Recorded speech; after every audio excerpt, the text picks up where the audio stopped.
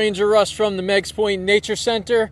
Very excited today to be bringing you the second half of our garden tour. We're going to be walking through the garden and seeing the different gardens that we have here at Hammonasset. So our gardens that are right next to the Meigs Point Nature Center, we actually have little sub-gardens within the massive garden that we have here. Now I want to remind everyone the Meigs Point Nature Center is currently closed, but you can visit Hammonasset anytime you want. It looks like a cloudy, rainy day, but it's cool. It's not raining right now, so come down and visit Hammonasset. If the park is full or closed, please find another place to visit. There are lots of parks throughout Connecticut that you can go to. Visit a state forest. There's great trails to hike throughout the state of Connecticut. So make sure you enjoy our Connecticut State Park system. Okay, let's flip the camera around and we're going to talk to Maureen about the gardens. Good morning. Good morning, Russ. Welcome back. Thank you for coming back. Hope everybody enjoyed yesterday's show, and we're thrilled to be back to give you a tour of the rest of the gardens.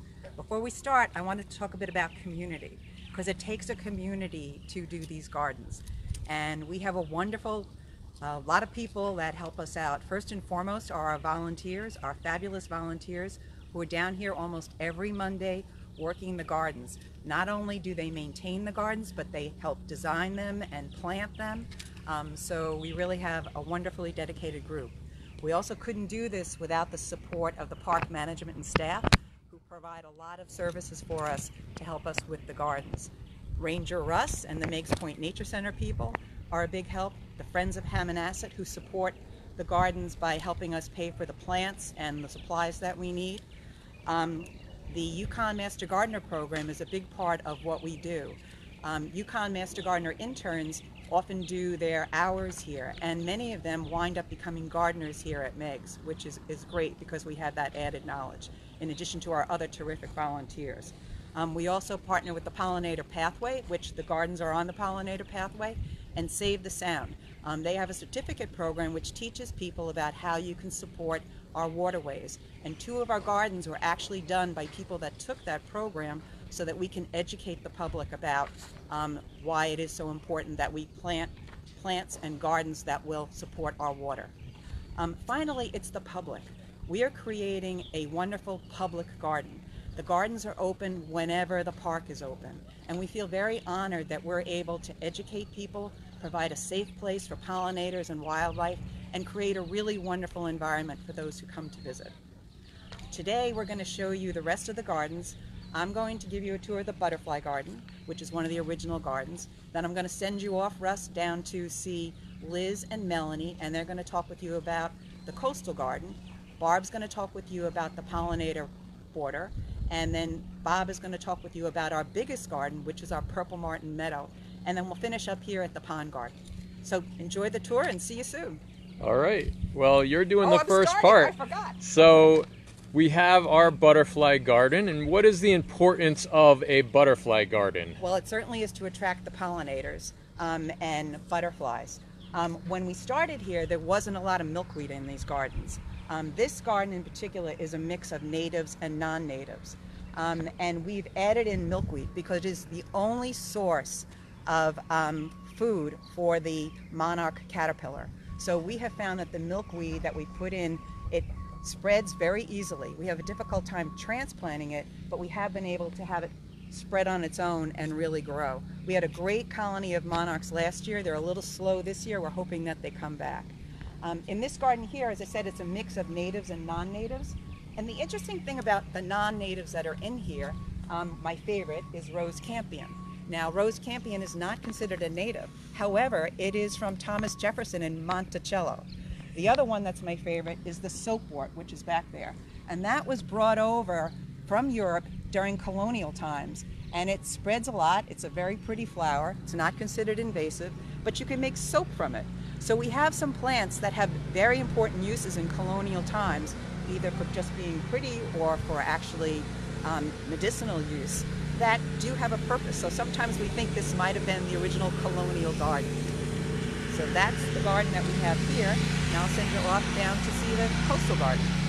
Well, why don't you tell us just what is this right here? This here is a wonderful sculptor whose name is below, and he had the idea to add these sculptures here, which the park has put in, and they're really just a nice feature that go very well. He is the bird that the bird watchers down there are watching and pointing at. And this is all made from metal scraps. He's a metal scrap sculptor. And they've been here for several years now, and people really enjoy them. Very cool, thank you. And we're gonna head down now to our coastal garden. So we have a nice little stairway that leads down to the coastal garden. And our coastal garden is a pretty large garden.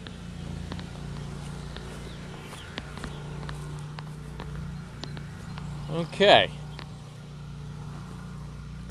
So Liz is going to tell us about our coastal garden. This you see here is our coastal garden. This, just 1 year ago, was a large swath of lawn that looked like this. It's around 30 to 40 feet, 30 times 40 feet. And we had the opportunity to replace this portion of lawn with a native plant garden with plants that are adapted to coastal Connecticut. So all of these plants here you see in these gardens are adapted to the soil and the climate of coastal Connecticut. So we have a diverse array of native species, and again, this was just 1 year ago, so it's evolving, but you can see how they are thriving. And where did you get the idea for a coastal garden? I know we're right on the coast here.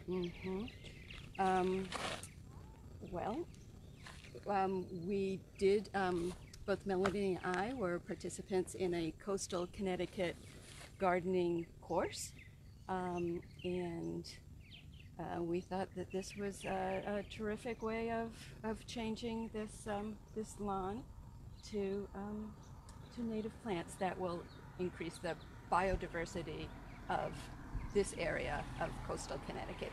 And our hope is to inspire others to maybe change a portion of their lawn to something, to just add some native species to increase the biological impact of their properties, no matter how small. And do you have a particular plant that you enjoy in this garden? I do, and that is the senna that is in full bloom right now. So this senna is, of course, a native plant, and it attracts more bees than any other native plant that is in bloom at this time. So, and it's proving me right here. You can see all of the activity there, which is really great to see. It's really great to see this garden so alive. I don't think I can show how many bees are on here in the camera, but there have got to be 20 or so bees all over the flowers here right now. So this is a definite example of the garden in action. Yes, it is, absolutely. So you want to tell us about why it's important to have native species? Sure. So I see this area as being so beautiful and special. And by bringing back the plants that had been here, it's a way of showcasing this particular area. These are unique to the place where we're standing, the ground where we're standing. The garden contains trees, shrubs, perennials, and grasses. And it shows the layers of the landscape that were here. The lawn offers nothing. It's kind of like a green shag carpeting in terms of what it provides. Whereas you can see on the other side, after 1 year, they found it. The garden is full of life. It's important to give back to what we have, and that's an important message for home gardeners too. It doesn't matter the amount of space you have.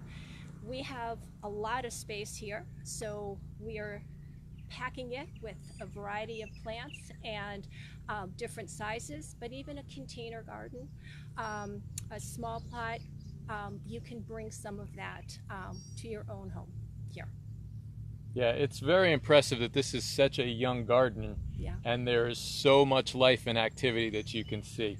And you make a really great point that a lawn there's not a whole lot of nutritional value. There's not a whole lot of pollen. There's not a whole lot for native species that need all of this pollen and all of this growth. Right. So it's great that a lawn is a permeable surface, not a non-permeable surface like a driveway or something. But that's about all it does for us. Yeah, So it causes a lot of work and maintenance, and this has, in 1 year, came up through cardboard, covered with mulch, planted through the mulch, no fertilizer, and 1 year, and look at how it's grown. yeah, that's another great important point is native gardens don't require the fertilizers that non-native plants do. They're used to growing in this type of soil, so they're able to grow pretty easily. Right. All right, thank you guys for the coastal garden tour. Now we're going to head over to Barbara, who's at our pollinator border. So this is an example of some pollinator species. This is not a large garden, but it's a very colorful garden.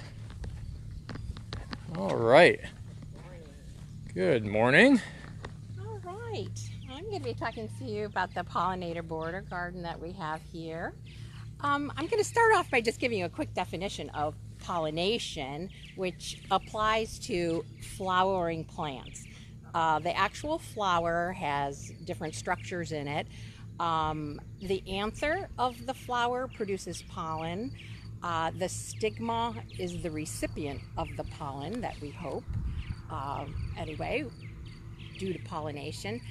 And we need a conduit for that pollen to reach the stigma, which now is our pollinator's job to help us with.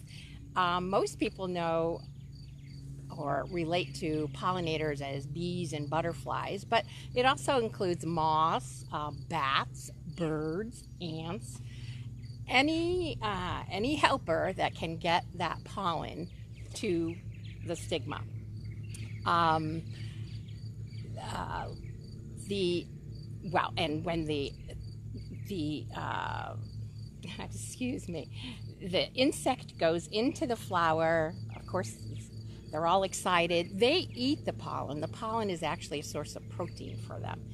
And in their ruckusy motion, the grains of pollen, which are kind of sticky, stick to them. And while they're in that flower, they also can leave the pollen behind on the stigma. So, why is that important? Because really about a third of our food plants that we survive off of need to be pollinated. And unfortunately, the pollinators have been suffering you might have read in the papers and whatnot that the bee colonies have been suffering demise. We don't know why. I mean, the scientists are certainly studying these, but it could be related to climate change. It could be related to use of pesticides, which absolutely we don't advocate in any kind of a pollinator border garden. We like native plants, which our native insects are used to eating from. And we do not use any pesticides because we don't want any die-off and bad things happening to our pollinators that way. So a pollinator border garden, we really like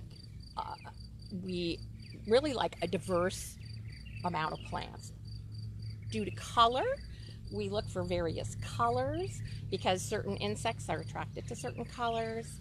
we look for variety in the flowers. Some tall, spiky, others more astral. We even, I mean, this is mainly perennial, but we do also stick in some annuals like the petunias, which has a more trumpet shape, and some pollinators like that. In a pollinator garden, we really look for succession of bloom. The pollinators seem to emerge around, early spring, and we need to supply food for them.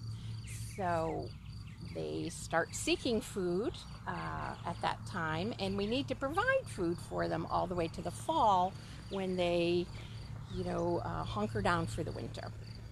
So we look for succession of bloom. Some of the earlier blooming plants are the wild geraniums. The mock orange bush that we have here is not in bloom now, obviously, because it's past. The midsummer blooms are coneflowers, liatris, black-eyed Susans. And then we look for later blooms, such as obedient plant, which is not bloom yet, but asters, goldenrods.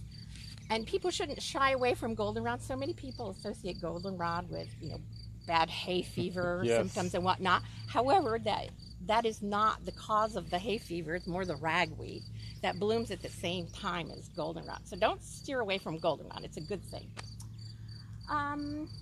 So we have a question. Do we have a list of some of the plants in the garden on the website? Or is that something that's coming? Not a full list. I don't think we have a full list, but we can certainly provide that. That is definitely, though, something that's in the works, with brochures and a lot more information on the gardens will be coming up on our website. So keep an eye out for that. Yes. And the one thing I can recommend, too, if you're interested in providing one of these for our pollinators, is the Xerces Society, and I'm going to spell that. It's the Xerces Society. Their website is great for recommending native plants to support said pollinators. They're really big on it. It's scientists studying pollinators, and they've come up with a lot of good information as to what to plant and things that support that succession of bloom. So. Now, we have somebody made a comment about pesticide, and they really, they don't like pesticide. A lot of people, I think, don't like pesticide, which is important.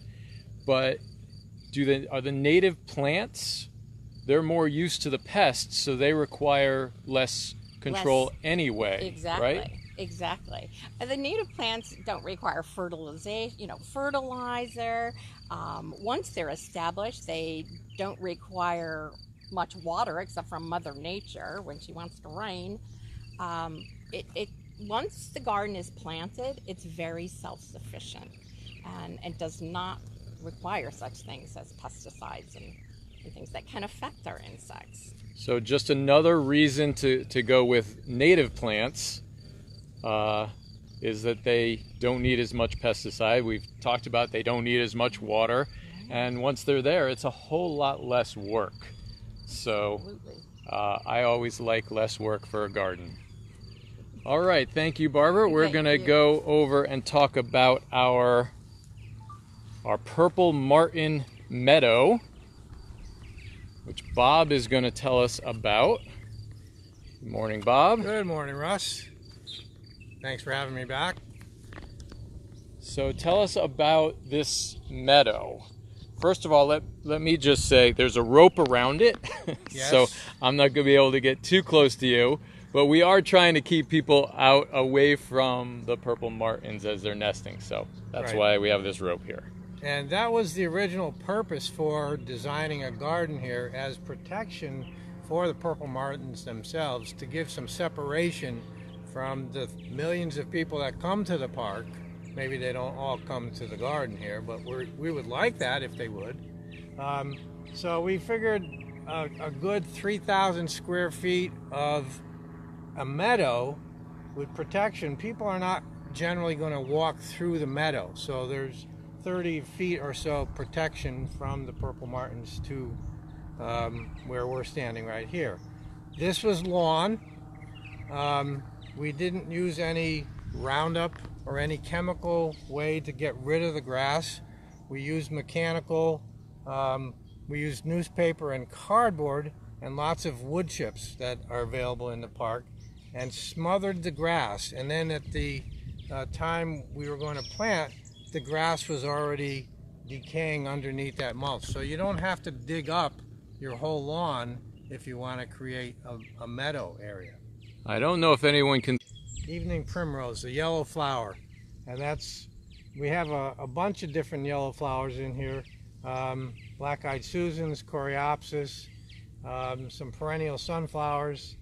And a meadow doesn't necessarily flower all at one time, so that there's a stretch of the season from April until October where there's something that may be in bloom. And that was our goal, to have plants here for the birds and the moths and the bees that are here during the summer, and then also for the migrators that come during the fall. So there's also seeds available in the fall for the birds that are staying here for the winter or just passing by through on their way to areas south. We have about 20 different kinds of native flowers here. And this garden's been in development for about 4 years now.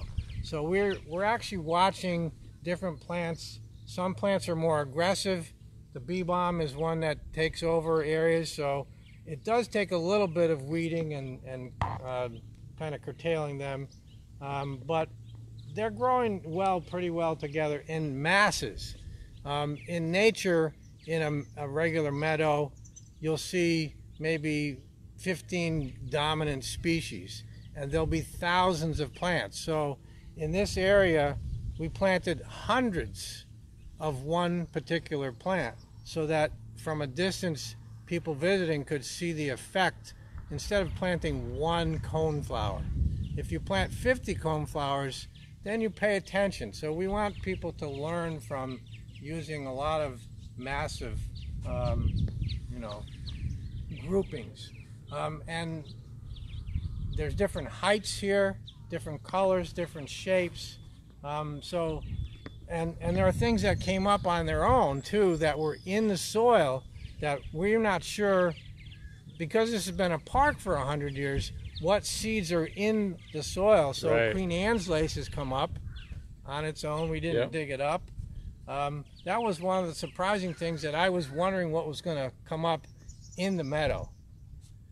So I'm noticing there's a few themes that we're seeing with all the gardens, along with native plants, but not using pesticides, using much more environmentally friendly methods for creating the garden, for going from grass. So using newspaper and cardboard and mulch rather than digging up the soil or spraying it or things like that. Right. You don't have any erosion. If you were going to disturb, 1,000 square feet, you don't want the topsoil to wash away. It's still in the same place, and actually gets a little bit of benefit because newspaper and cardboard comes from trees, and over time it decays and adds some nutrients and organic matter to the soil. Yep. So this is an organic garden. The whole garden, or gardens here, are managed organically. Once we get them established, the first year with a little bit of watering, maybe once a week in the summer. We haven't really had to water this. And look, it's been dry this summer, and we've got beautiful flowers. Yeah. It's because they're adapted to the conditions that are here in Connecticut. This is not a California garden. It's not a Florida garden. It's a bit xerophytic, meaning it's adapted to the amount of moisture that we get, 45 inches a year. So when you go to your nurseries to buy plants, look for the natives, because they're going to make you a better gardener. That's a great point. And the more people ask for natives, the more our local gardens club, our garden centers are going to try and provide natives. So and you'll be able to find them. Get out there, yeah. It'll be easier to find them if everyone asks. Someone Someone's asking about the martin houses. Those are the bird houses right there, and you can see the martins are all over them. The martins are one of the first birds to migrate out of Connecticut, so we expect in a few more weeks we won't even see them anymore. All right, thank you, Bob. Yep. We are going to go back over and visit Maureen at our pond. So you can hear the pond water flowing there. Go around here.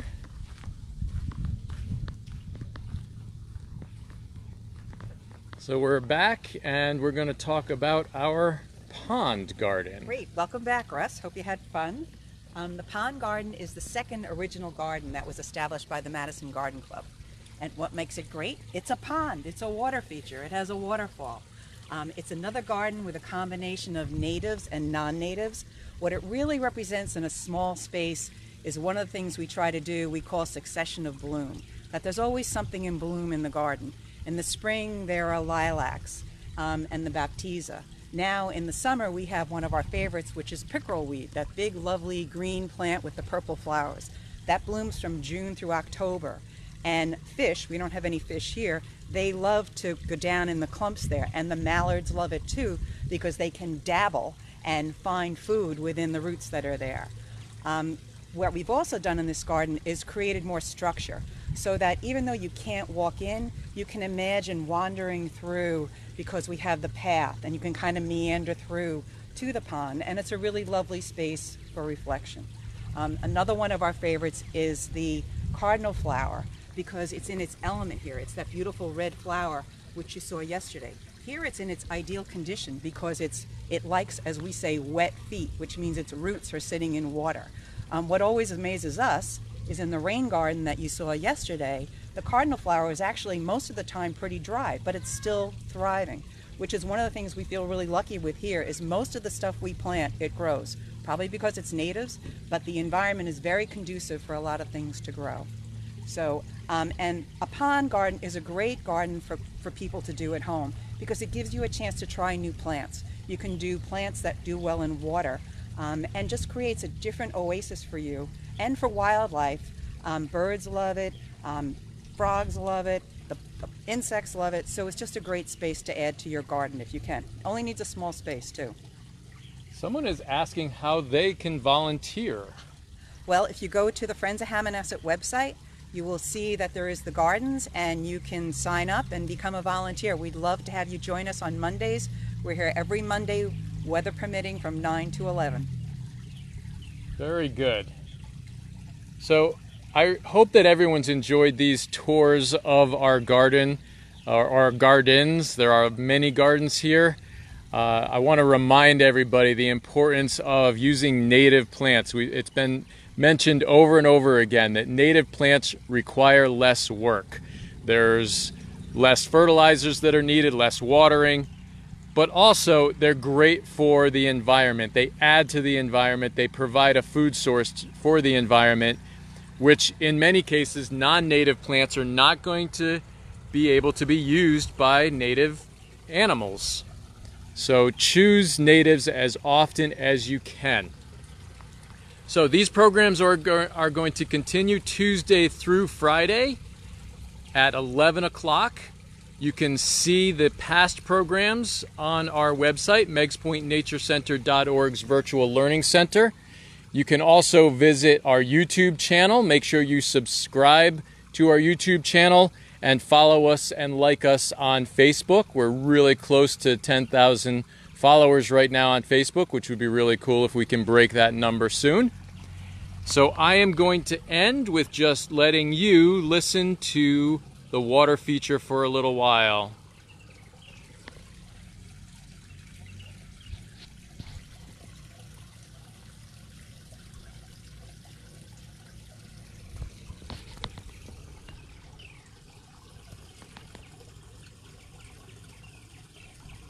Thank you all. You've been listening to